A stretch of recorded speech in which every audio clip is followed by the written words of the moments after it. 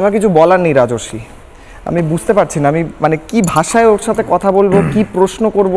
আমার তো মানে প্রশ্ন করার জন্য একটা সাহস লাগে, আমার প্রশ্ন করার সাহস নেই। ও যে উত্তর দিচ্ছে তার পরিপ্রেক্ষিতে যে আমি ওকে প্রশ্ন করব, যে এর পরের প্রশ্নটা আমার মাথায় আসছে না।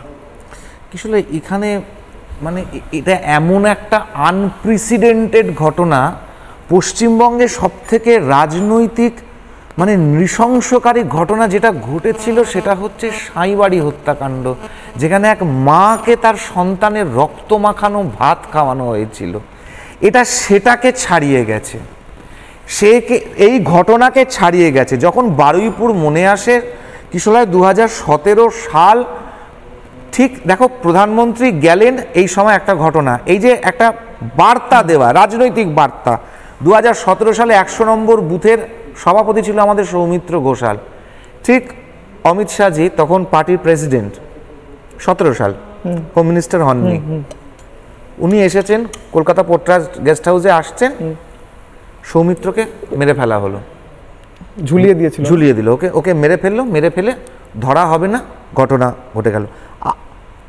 তুমি মনে করো, আমি জানি না এটা আমার বলাটা, এটা আমি কি, এই যে পলিটিক্যাল যে কালচার, এইটা তুমি দেখবে খুব স্পেসিফিক্যালি এগুলো লেফট রুল স্টেটসে কাঁপছেন রীতিমতো আমার পাশে বসে। আমি বুঝতে পারছি, শোনো, আমি রাজেশ তাপস আমার বিচার পাইনি কিশলয়, আমার রাজেশ তাপসকে আমি কাঁধ দিয়েছি, আমি দৌড়ে গেছি ওখানে, এখনো মাটির নিচে পোতা আছে, এখনো বিচার পাইনি। আমার রাজেশ, আমার তাপস, আমার ত্রিলোচন, আমাদের অভিজিৎ আজকে বিচারের জায়গায় হাঁটছে।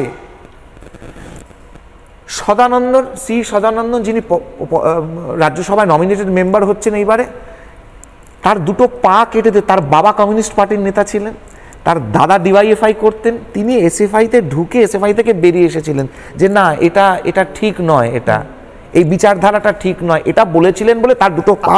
এসিটা কমানো কি সম্ভব? তাহলে আমি রিকোয়েস্ট করবো এসিটা কমাতে। ও রীতিমতো কাঁপছে আমার পাশে বসে, আমি দেখতে পাচ্ছি। আর আপনি চাটা যদি খান হয়তো আপনার একটু ইয়ে হবে, এবং আমি বুঝতে পারছি ওর শারীরিক অবস্থা ঠিক নেই। আমি রিকোয়েস্ট করবো অ্যাডমিনকে এসিটা একটু কমাতে। এবং আপনি ঠিক আছেন? বসতে পারবেন? দেখো, এই কালচারটা, এটা পশ্চিমবঙ্গ, কেরালা, ত্রিপুরা ভীষণ স্পেসিফিকভাবে এই জিনিস, ঘটনাগুলো উত্তরপ্রদেশে ঘটতো, বিহারে ঘটতো, এগুলো কিন্তু একদম কমে গেছে। একটা পাথর ছোঁড়া, একটা ফুল ছোঁড়ার ঘটনা বুঝতে পারা যায় না। আজকে একই পরিবারের দুই ব্যক্তি, বাবা মা, তুমি গান্ধী পরিবারই দেখো, একই পরিবারের দুই সদস্য দুটি আলাদা রাজনৈতিক দল করছে। রাজমাতা বিজয়রাজে সিন্ধিয়া ছিলেন জনসংঘের, তার ছেলে মাধবরাও সিন্ধিয়া কংগ্রেসে চলে গিয়েছিলেন, সৌগত রায়, তথাগত রায়, একাধিক তো এরকম ধরনের নিদর্শন আছেন। রাজস্বী, বিজেপির থেকে কি করছো তোমরা? বিজেপির থেকে কি করছো? এইভাবে একটা করে লোক মরে যাবে, এটা তো তোমাদের দায়িত্ব। আজকে এই বারুইপুরে অভিজিৎ ঘরামি, ও অ্যাকোয়াগার্ডের মেকানিক, ওর বউকে আজকে বাড়ির থেকে 15 জন লোক তুলে নিয়ে চলে গেছে। কেন নিয়ে চলে গেছে? কারণ ফোনটা আমার কাছে ছিল, আমার বাড়িতে অ্যাকোয়াগার্ড, ও কিন্তু বিজেপির ভোটার নয়, সদস্য নয়, কিচ্ছু নয়, ও আমার বাড়িতে, আমার বাড়ি শিফটিংয়ের সময় অ্যাকোয়াগার্ড লাগাতে এসেছিল, সেই নম্বরটা থেকে গেছিল, দাদা আমাদের বাঁচান। 15 জনের বউকে তুলে নিয়ে চলে গেছে, কারণ ওই বেতবেড়িয়া স্টেশনের ওখানে গাঁজা খাওয়ার প্রতিবাদ জানিয়েছে বলে।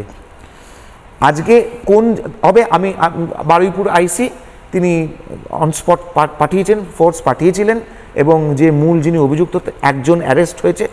15 জন কিন্তু অ্যারেস্ট হয়নি, 15 জন গিয়েছিল, একজন মূল অভিযুক্ত অ্যারেস্ট হয়েছে। এটা কালচারাল শক, এটা সমাজ ব্যবস্থার মধ্যে একটা গুণ ধরছে। বাবা যদি ছেলেকে হত্যা করে, এর পরে আর কোথায় মানুষ যাবে?